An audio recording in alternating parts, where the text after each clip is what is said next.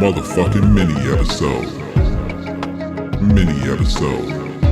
Motherfucking mini episode. Doo-doo brown, doo-doo brown. Greetings to little mamas and Gentiles alike. There it is, ladies and gentlemen. Welcome to another phenomenal episode of My Mama Told Me. The podcast where we dive deep into the pockets of black conspiracy theories. And we finally work to prove the theories that you motherfuckers have at home is a motherfucking mini episode. Oh. Yeah, I like that. I like whatever that is, wherever you went there. Go there more. That was okay. Good. Just living that church. Yeah. But like kind of nasty church. Yeah, nasty church. And if they would have offered that to me, I might have stayed a little more religious for longer, you know? I think the thing is, it's all nasty church. It's just coded language. You didn't know. Because people have sex at church. They do. They do have sex at church. They talk about sex a fair amount at church. They're desperate for you to find a person to have sex with permanently. There is a nasty quality about church that sort of goes unrecognized. I've always wished that I could tap into it too. You ever been in a social situation where you're like, damn, I didn't even know all these people were fucking. That's how it feels like at church. I have a homie who revealed to me he's a very cool person who be having like cool ass events and shit. Right. And he revealed to me that him and his lady be fucking, like incorporating others in the fucking and shit. And I was like, oh, that makes a lot more sense. Because sometimes I find myself feeling like a loser because like all the friends that I can call are like other dweebs and men my age and shit. And I'll, you know what I mean? It's like game night isn't sexy anymore. It's just like people I care about. And was it's it not sexy before game night? I think in my mind it could have been like a horny experience where I get to invite the most beautiful women I know, and we all play Scrabble together, and it's wet, and the words are erotic and shit. You know what I mean? Like, it could have been a sexy time. I don't know what you mean. I know what you mean in that this is the most Langston fantasy I've ever heard. You invite a bunch of, I assume, dimes over Bad to play Scrabble. Super Scrabble. Let's make that game long. I scored nut on a triple word score. Oops, did I get a little nut on you? Hey, we all got our things. Come on, man. We all have our fantasies, and that wouldn't. I think my point is to say you realize how many people are sort of like living in an erotic version of a life that you are not necessarily accessing. 100%. It's like it sucks too because you're like, damn, how did I like? Have you ever been to a comedy festival and you're like, everybody's what? Oh, y'all all just fucked each other. Yeah, I thought we were. Yeah, I thought we were coworkers. Yeah, I was singing Flow Rider at karaoke. I didn't know people were sending vibes. Like, yeah. Okay. But then you leave the festival and you're like, thank God I didn't do that. Oh my God, for real. That would have been terrible. Been a nightmare. It would have been the worst thing that could have happened. Yeah, now I gotta like help you when you come to the city and figure out like places you can go up. No, I'm good. Oh God, we gotta pretend like we actually know each other. Yeah, no, I'm good. I don't want that nightmare. Let's just stay comrades in this shit. Yeah, but if you don't do comedy, you can come over for Scrabble anytime. Somebody play Scrabble with my boy. I just want to see it happen. You know what I mean? I got the good one too. I got the one. It's like on the Lazy Susan. Oh, like a pivot. Because I love Scrabble. I'm a big. Oh, you can spin your shit. Yeah. It's funny that you brought it up, and I proceeded to chastise you. I was about to say you really shamed me hard, as if you weren't sitting there with the Ultron of Scrabbles. Yeah, I think you know what hurts about it is like sometimes people come over and I try to get Scrabble, not even sexy Scrabble going, just like I just try to get Scrabble going, and I've been shot down a lot of times. I would say of the board games, it is the hardest game to start. You know what I mean? Like in a group to be like, y'all, we should play Scrabble. Everybody's immediate instinct is, fuck no, I don't want to play Scrabble. But they're wrong. It's so fun. And yeah, it's the best game if you just let it happen. Man, I'm glad that we've bonded on this because, I brought it up like, oh, so you guys want to, and people laugh at me like I'm crazy. Yeah. And it's like, first of all, they'll you're really in my make you home. feel low. Yeah, you came to my house. Don't. They'll make you feel real low, like you just shit yourself, and it's like, I didn't do anything wrong here. No, I wanted us to have a fun time. Excuse me. I'm sorry. Sorry. Is the football game not over? Are we not just sitting around talking about bullshit anyways? Scrabble's a tough one to get started. Monopoly's a tough one to get started. Right. And it's the best. It's such a fun fucking game if you just let it be. It's long, though, is the only thing. Also, how black is the Monopoly that you play? We in college instated sort of like a separate set of rules that I think advanced the Monopoly into a blacker space. So like, for example, the person who, and this is probably problematic at this point, but I don't know, nigga, we had fun. But the person who was losing had to wear a quote unquote bum hat, which meant that you had to like put your hat on, but tilt it as far to the side as possible so that it was hanging off. Oh, I like that. And anytime you like spoke out of turn or were doing something wrong, somebody richer could smack you in the face. And whoever had the most money could put on stunner shades at the time. So you had to keep an active account of like your money and your earnings, because you had to change outfits at various points, and you could get smacked in the face. Man, that is great. It's like you were in a different world. Yeah, we were having a good time, man. That's a good way to do it, because you gotta you gotta flex. That's one of the best parts about Monopoly. Yeah, and stealing. Sometimes my boy, he was like I go to church every week ass nigga. In college? Previous to college, but I think part of it's, that culture carries through. So he wasn't going every week, but he sort of like still kept all of his church clothes and like things that sort of like identified with this part of his former life. That said, he had like these big ass suit jackets in the house. So we would sometimes put those on along with the stunner shades when you were winning. So you look like a cool Rick Ross type businessman. Yeah. You know what I mean? Yeah, that's a good time. We were having a blast. You're glowing just at the memories. And nobody will let me do it anymore. And that's a tragedy, I'd say. Yeah, that's too bad. Your wife doesn't ever, I mean, you can't play two-person. It's like two-person spades. That's the problem. It's like a whole crazy.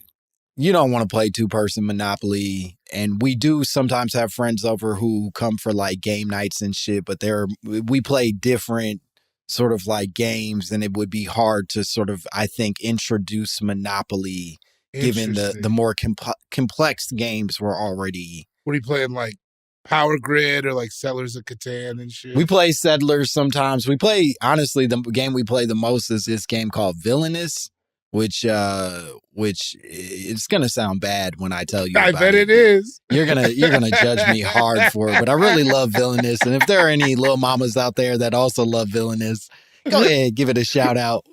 But it's based on the villains of Disney characters. Oh no! And it's pretty complex.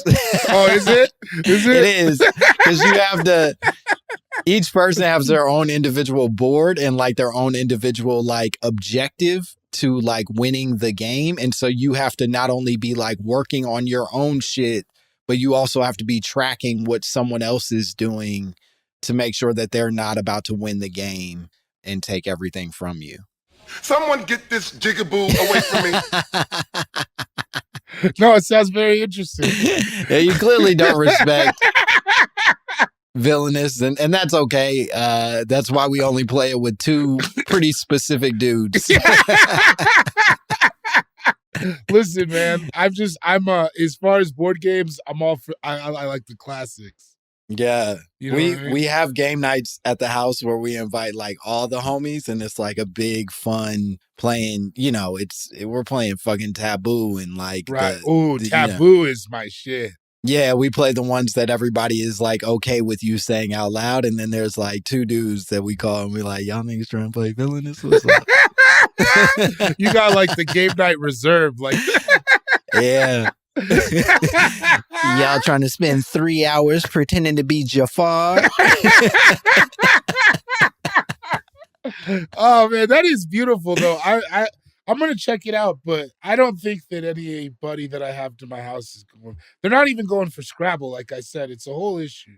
Nah, yeah. If you can't get them to play a game they already understand, then they're gonna have a real tough time with this game that requires a fair amount of like explanation and reading before you can even like start the motherfucker. You know what I mean? It feels like you would be open to like a Dungeons and Dragons type of situation. I don't play over there. And what? Oh, that's your line. Here's where I draw the line. Here's where I draw the line. All right. I don't want to do improv with the fucking, like, you know what I mean? Like, I don't want to pretend to be in this world where I gotta like zip, zap, zop next to a motherfucker. If the game allows me to be an elf with however many hit points and I just get to move around a board or like be active strategizing, I'm down. Yeah, I'll fuck around with any game. But if I got to sit there and go, oh, Lord, how will we overcome the great dragon of Thurstonward? It's like, no, nope. Push me down. Give me a swirly because now I've embarrassed myself in front of my family. I don't like this. All right. I mean, I'm looking at Villainous. Olivia dropped it in the chat. It does look very complicated. It is very complicated. Yeah. It's like there's a lot of stuff. There's a lot going on with it. Oh no! In these pieces, who do you like to be like? Captain Hook? Nah, Captain Hook's not that fun. Who do I like? This is gonna get pretty embarrassing too. I have literally every expansion pack of the game. Like there is not a character that they've released that I do not own in my home. And even worse, the dudes that we play with, they have the Marvel version of this game. Jesus Christ. And they have expansion packs of their Marvel one. And so I got them all, baby. I'm a real Ash Ketchum over here. You know what I'm saying? Oh man, this is like a true hobby. I wouldn't call it a hobby. I would say it's just some cool shit I do with some cool friends. You said you bought all the expansion packs. That's a hobby. Look, you'll find this. You'll find this someday that keeping a marriage alive is a complicated game, and maybe a game more complicated than Villainous itself. You know, and sometimes you just have to invest hard in things that is going to keep you distracted for hours at a time. I feel like this could have creeped its way into your life with or without marriage, though. Okay. I don't really have a rebuttal for that. I think I was just trying to scapegoat a little bit of the problem, and you called my bluff, and touche, bitch. I don't know. What do you want from me? Yeah, we could get to the email. We don't even have to do all this. This is all you gave this all on your own accord. We don't. No, you really forced this out of me, and I'm pretty embarrassed. And I think we're like 15 minutes into this episode without having even addressed a single conspiracy. So maybe let's just move on. Okay, you know what? I was really embarrassed about the ghost story last episode, so I'm glad that we went tit for tat. I got my lick back. All right.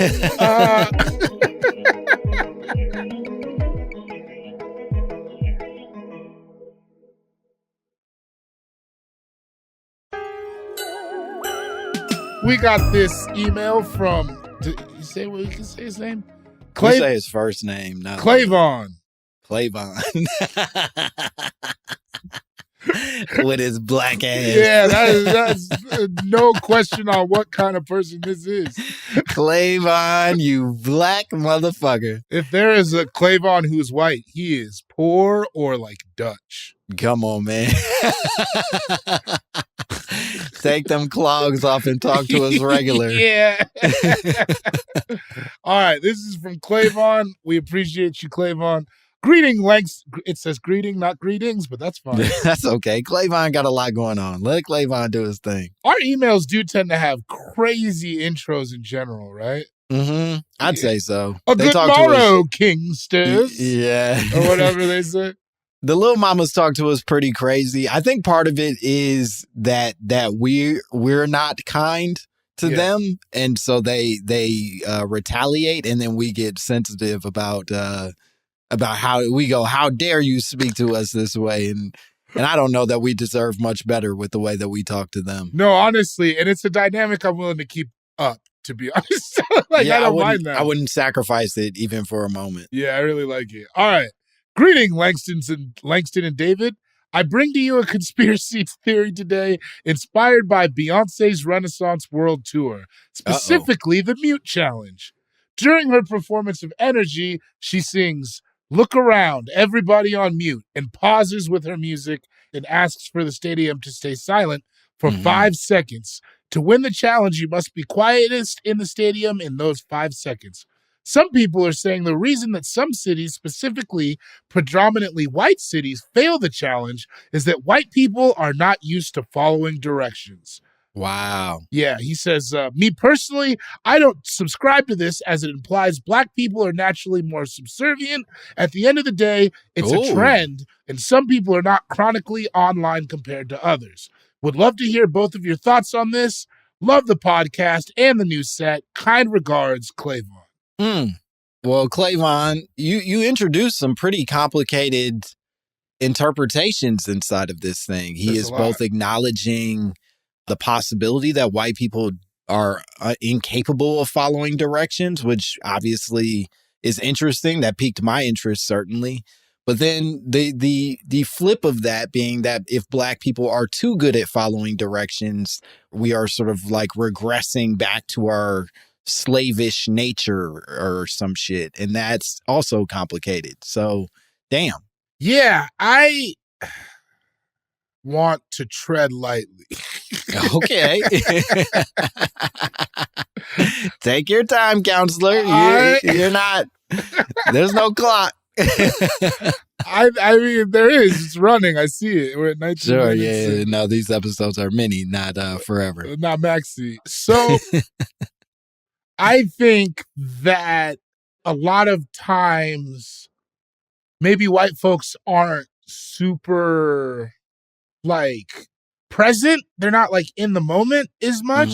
So that leads to maybe them not even like they're just like, we're at the Beyonce guys. They don't even realize that the 5-second challenge is like upon them.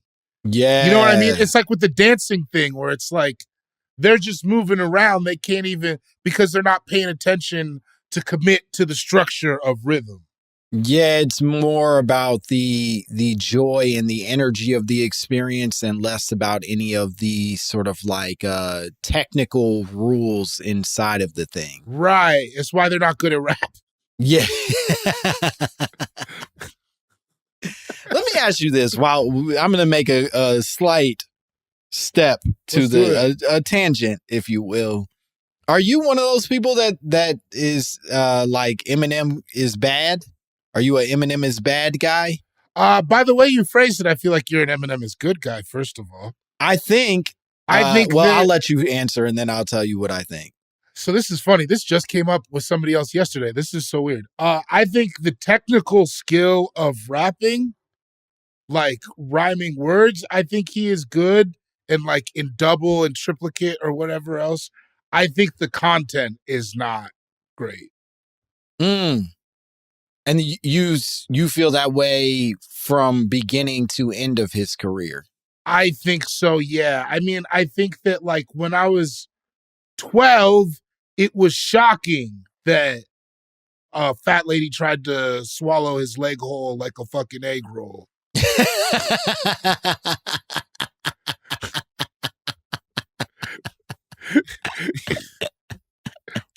Right. That is shocking. It was like, wow, I can't believe he's saying this stuff. Oh, whoa, this guy's crazy. Yeah, but as an adult, I don't find myself ever going back to it. I really don't find myself being like, bars. Like, it's so funny. This conversation came up and we were talking about, or was it me and you? So I was talking with somebody about that Renegade song. Oh. Where everybody's like, and even Nas was like, Eminem murdered you on your host. He ate Jay-Z up on his own shit. But when you go back and listen to it, did he? Or did he just say some shit that sounds salacious? Yeah. Like, did he just say, take a bath with the Catholics and holy water? And everybody was like, whoa, he's talking about Mormons and Catholics. This must be crazy. And then Jay literally said on that song, do you listen to music or do you just skim through it? And it's like, yeah, I think if you just skim through it, you listen to that verse and you're like, oh my God, Eminem's crazy. But if you listen for bars, Jay, I think, got him on that song. Okay, here's what I'll say. I don't fully disagree with some of what you're saying. That I do think that Eminem, certainly at his silliest shit, was just a dude saying like it was imagination weirdo stuff more than it was like anything that I'd be like bars or wanting to revisit. Like, you know, you go back and listen to any of like that Slim Shady shit and it's just like, all right, man, you're being wacky more than you are like saying anything of substance. Fun songs though. Fun songs. Really fun songs, but not necessarily ones that I'm like eager to like go re-experience. I'm happy when they come back on because I go, oh, nostalgia, thank you, whatever. Right. But I'm not like desperate to go re-download the albums so that I can hear them again. That said, I do think that there is there's a little bit of an icky thing that happens with new generations where they decide that like everything of old is whacker than the thing that is currently here. Right. And I don't like that, where like it became like sort of like a generational agreement of everybody being like, Eminem sucks. And it's like, guys, he may not be the god of hip hop that like he was presented as when he was presented. And obviously there's a weird racial complication happening inside of this, that a dude who's, to your point, not even the best rapper is still the greatest selling rapper of up to a point before Drake comes along, whatever the fuck. Right. And Drake probably makes it complicated too. That said, he was good at rap. He was fucking good at it and made some really good songs, and we all liked it. Top 3 Eminem songs. My top 3? Yeah. The Way I Am still. Whoa. I love that. You emo bitch. Yeah. No, I remember thinking that song was like, I remember singing it like on the football bus. Yeah, I remember sitting in the back of my dad's Honda Civic wearing a Discman, being like, this fucking guy gets it. Yeah, looking out the window. Langston, do you want some Burger King? I am whoever you say I am,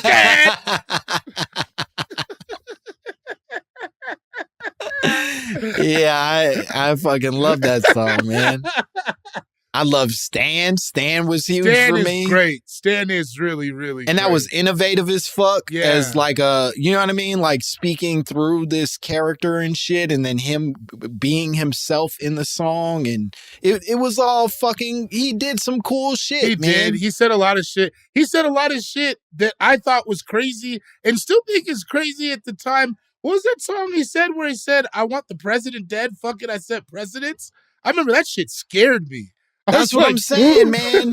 And I think because we have like this generation of like now edgelords and sort of like people who can push buttons in a more specific way to the way we live now, it's not shocking to be like, kill the president anymore. Right. But in 1998, I was gripping my seat. Like, this is insane. That's true. I think there's something to be said for like pushing boundaries. Also, the like spot, the position of provocateur was not one that a lot of people courted like it is now. No. Does that make sense? Because I always kind of find provocateurs boring. But like, I think that's because coming up that we've seen them like increase triplicate. You know what I mean? There's so many now. So it's like, It's like, because it's like, I do think it's boring to be an edgelord. I think it's boring to just be like, here's the edge. I have no rhyme or reason. I'll just step past it. I don't think that's what Eminem was doing. I think he was being his weirdo, bad self. Because you know he was a bad kid. He was a bad kid. Yeah, he was a dude on drugs from a trailer park, truly saying some shit that he was like, yo, this is interesting to me. Yeah. This is who the fuck I am to some extent. And I 100% agree with you. Part of my issue with edgelord is it's a person who is fascinated with pushing the realm of comfort for everybody around them. I think that motherfucker was just talking. Yeah, I think Eminem was just talking. I think most provocateurs, I think it's formulaic. It's a formula. Yeah, I think they're fascinated. To your point, maybe they're more fascinated with the reaction than they are with the actual like pushing of boundaries. And in that way, it's just like, okay, well, I've already covered the word cunt. So now how can I push that into something that's going to make you more uncomfortable or further unsettled in all of this shit? Yeah. I mean, all that being said, man, I'm really not going back and listening to Eminem like that. No, nor am I. I don't. Let me be clear. I'm no Eminem acolyte. I'm not trying to get motherfuckers to go back and listen. That nigga was spitting. That's not the vibes over here. But I am saying it's corny to me that a bunch of people are pretending like Eminem just couldn't rap at all. Yeah, he can rap for sure. And he can freestyle, and nobody can anymore, you know. Nobody even tries to freestyle anymore. Yeah, so it's like, yeah, he had the, he was, I think, yeah, you put his jersey in the rafters. Put his jersey in the rafters and then put a couple asterisks on it because he made Lil Dicky and fucking, Did he make Lil Dicky? I think he made him in concept, right? Like I don't think so because, like, so, okay. Now this is just what we're talking about at this point. Yeah, I guess so. Yeah. Sorry, Clavon. I don't think Lil Dicky's in the same vein as Eminem at all. I think that Lil Dicky, I don't know. I don't feel like he was ever immersed in the culture, nor do I feel like I get the feeling that he has a huge amount of respect for the culture and that I imagine him being a Post Malone type where if he could, he would step away and do something else. Immediately. But that's not how Eminem is. No, I don't think Eminem has any interest in stepping away from hip hop culture. But I also think that I would argue that it's, again, a generational thing, right? That like hip hop has become pop culture in a way that it was not when Eminem first started. He was sort of, in some ways, one of the liaisons to making it the biggest form of music. And so in that way, there was nothing to step away from it from, which is why he spent so much of his career shitting on Britney Spears and Christina Aguilera and NSYNC and all these other guys, because the equivalent, the white equivalent to him was literally the most offensive thing that could exist in hip hop, right? Right. Alternatively, a Lil Dicky can step away and still, quote unquote, identify with popular music and popular culture. And so he doesn't feel any obligation to learn about Black people in a genuine way or feel connected to the roots of hip hop. Because it's like, nah, this is just pop music, bro. I make pop. Yeah, I feel like he just learned how to rap. Yeah, exactly. You know what I mean? And that's it's whack. I think it's pretty whack, but I just don't know that it's you know what I mean? I don't know that the solution is rooted in being like, oh, he doesn't give a fuck and this dude did, as much as it is like, nah, he figured out where his bag lives and that's that. And honestly, to all you guys listening, that's all we're trying to do. Wait till we figure out how to make $1 million off of this. I'm selling the fuck out. Yeah, I'm not staying loyal to none of y'all. Come on, who are you? I don't know nobody. I have a plane now. If we make $1 million, Joe Rogan's coming on immediately. Yep. I'm be like, nah, this dude got some good ideas. Yeah, he's a smart guy. And he loves black people. That's why he was saying that word so much.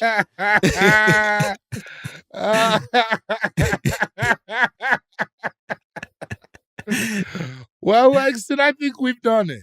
I don't know. We didn't even address our boy Clavon in the slightest. Let's at least cover a tidbit of Clavon.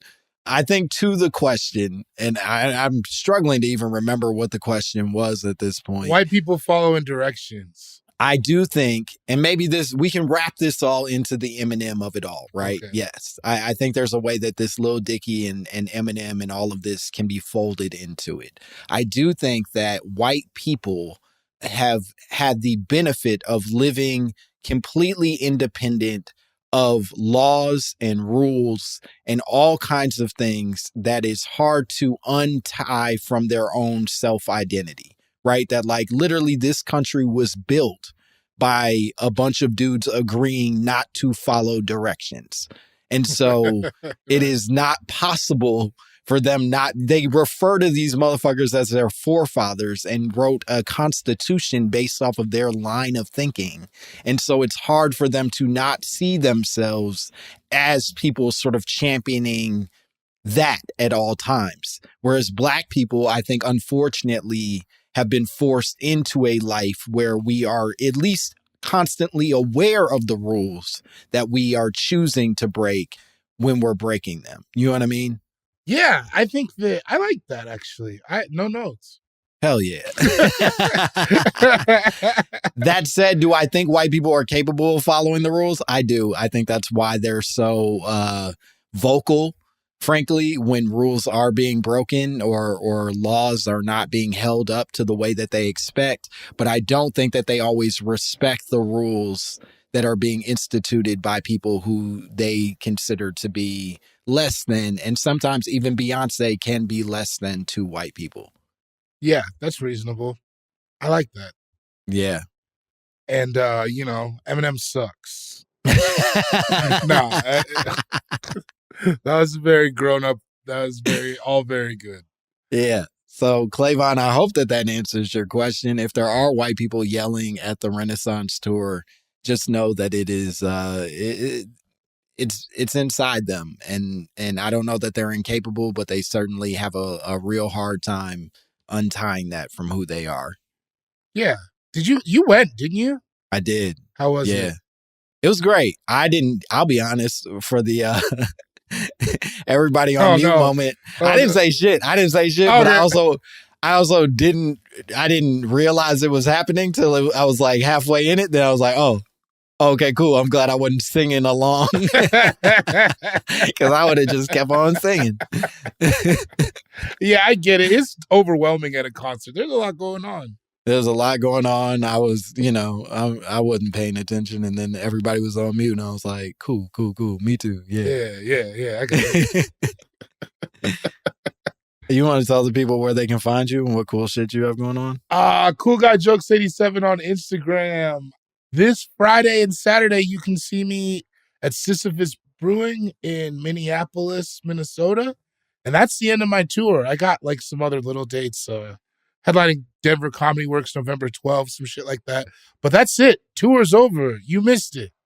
Damn. So go see Bori on that last date if you live in Sisyphus. What the fuck? In Minneapolis. In Minneapolis. If you live in Minneapolis, go see Bori because it's almost done. And bring that motherfucker a plate, man. He ain't got enough plates out of y'all.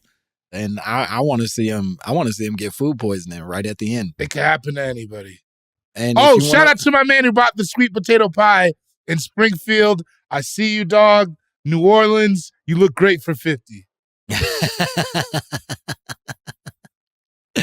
And if you want to follow me at Langston Kerman on all platforms. And you can, if you want to see me live, you can come out to Burlington, Vermont Comedy Club, November 10th and 11th. And then Hyenas Comedy Club in Dallas, Texas, November 17th and 18th. And as always, we have a YouTube. We have TikTok. We have an Instagram. We have all the shit that we would love for y'all to be tracking us on. We've made an agreement that we are going to be posting actively on all of these. It's about to go crazy. All of these sites. So if you're interested in seeing a bunch of shit you haven't seen on our personal Instagrams and TikToks and shit, this is the best time to start following. And if you want to send us your own drops, your own conspiracy theories, if you want to advocate for Eminem being the greatest rapper of all time, send it all to mymommapod@gmail.com. We would love to hear from you. That's the whole shebang. Bye, bitch. Motherfucking mini episode. Mini episode. Motherfucking mini episode. Motherfucking mini episode. Mini episode. Motherfucking mini episode.